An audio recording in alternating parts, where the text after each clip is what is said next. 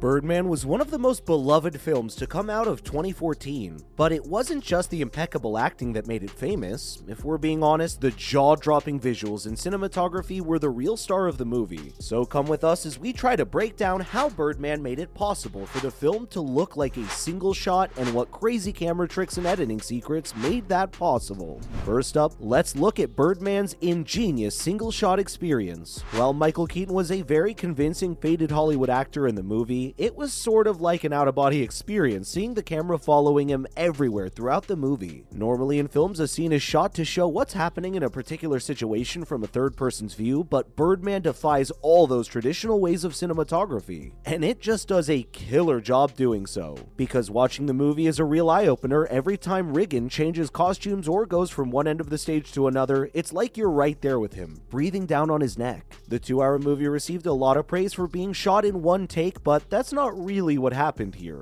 One-take movies or single-shot movies look like a seamless piece of work, with no interruptions in between, and it almost gives you the illusion that the poor cameraman and the director were probably running behind the actors throughout the entirety of the film, and then ended up muting their gasps of air in between. And sure, that might have been the case before the film industry became equipped with high-tech software, but with a few camera tricks, it's easy to make it look like the cameras never stopped rolling. But how did the creators of Birdman make it happen? Editing in films is not uncommon. That's the entire point of the sci-fi genre. When a film is written, it's sectioned down into scenes, and obviously, since all of them have different locations, so to ensure they flow like a film, the parts are edited together to make the movie seem cohesive. But Birdman never gave the impression that it even saw the four walls of an editing studio. The camera work is so flawless, you wouldn't believe that the transitions are at all CGI. Shocked, right? It did a number on us too. It clearly shows that the CGI looks really cool when done perfectly, because poor CGI looks painfully bad.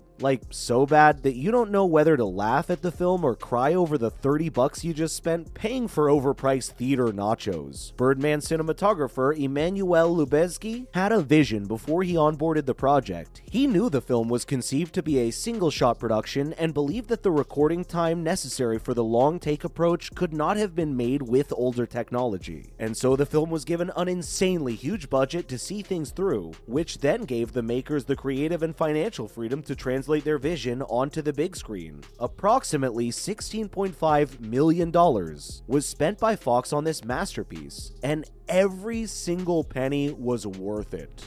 Now, what did Birdman do differently with their CGI? Simple, they performed ballet. With the camera, of course. The film may seem like one 119-minute shot, but can you believe that the longest shot in the movie is actually 15 minutes? And most of them are around 10 minutes long. Digital colorist Steve Scott shared some of his secrets with Variety and said that he used a technique called DI, also known as Digital Intermediate, which for us noobs simply means that it's sort of like Photoshop for movies. This allowed Steve to adjust the colors in different ways so that even if a scene was shot at a later time in the day, the light reflecting on the actor's face still looked like the frames were captured in one go and not at different times. But even with all the correct tools, you still need an impeccable camera work to fool the viewers, and that's where an old trick from cinema came in. You know those quick horizontal movements that occur during confrontation scenes so everyone's reactions can be recorded?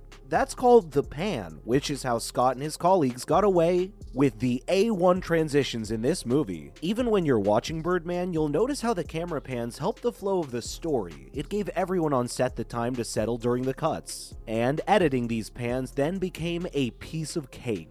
Next, the cameras used in Birdman were a class apart. Obviously, when you've got a big budget, you're going to step up your game and splurge a little bit, right? And that's exactly what directors of photography did when they used the ARRI and the Alexa Plus. The handheld and Steadicam shots were mostly taken by the latter, and Alexa M was used more for some remote and some extreme handheld work. The crew had to hold custom-built backpacks for the equipment, which contain an external recorder, its batteries, and a wireless transmitter. The lenses used primarily were Leica and Zeiss Master Primes, and even though they're not not exactly the first choice of many cinematographers, we all know Emmanuel doesn't mind taking risks, and so his decision to use extremely wide lenses for close-ups was solely made out of a passion for his work. The Zeiss Master Prime was the OG behind the many memorable and intimate close-ups from the film, and we're so glad Luzbecki took the road not taken. Aside from the cameras, even the color gradient of the film was very intentional. Colors play a huge role in how we perceive the world. After all, there's a reason why we associate some of the strongest emotions we feel with dull and dark hues. They reflect a certain kind of sentiment. It's like seeing red and either thinking about love or anger, both of which are very strong feelings that can consume a human. The director of the film did not second-guess his bold choices to use strong colors like red, blue, and green to enhance the drama of the film. Since the movie is sort of like BTS footage for a theater play, a lot of blue and green were used to amplify the drama on stage. The outside shots, though, had to be tweaked a little bit. The scene shot in Times Square was very memorable, but the filmmakers had to work with New York City's ever-present artificial lighting to adjust the film's mood. And we've gotta say that this color palette trick really helped with the vibe of the movie, and it helped keep us hooked until the end.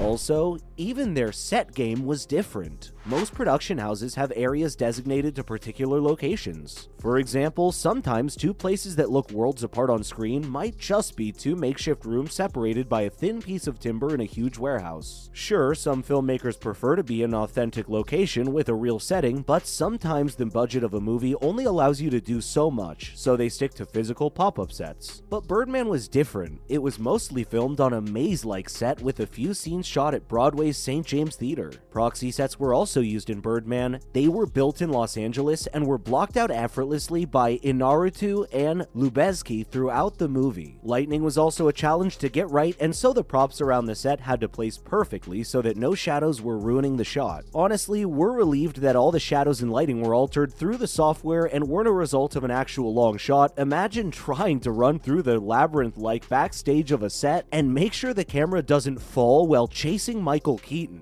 Yeah, thank God for technology and its gimmicks. But it wasn't just neat tricks on camera that earned it its string of Oscars. According to Emma Stone, who plays the role of Regan's recovering addict daughter Sam Thompson, shooting the movie was a roller coaster of emotions. The film did touch on dark themes and had a lot of heaviness tied to the plot. And that's exactly why Alejandro was very careful to portray the film to his actors. He wanted the characters to be seen, but there's a little detail about Birdman that he did not share with everyone. Emma shared that he was very adamant about keeping the rabbit in the hat and did not specify how the film was shot. Yikes! Maybe Inarritu is a man who likes the element of surprise. Stone also said that every single scene took a lot of rehearsal. Everyone knew that they needed to keep as much of the original material shot as possible and couldn't risk making any extra cuts or editing. So the experience was more or less like being on stage in a theater in front of a live audience. Every scene was it, and every shot was their only chance to live it. And that is a wrap for this video. What did you think about Birdman's ingenious single-shot look? Let us know in the comments down below.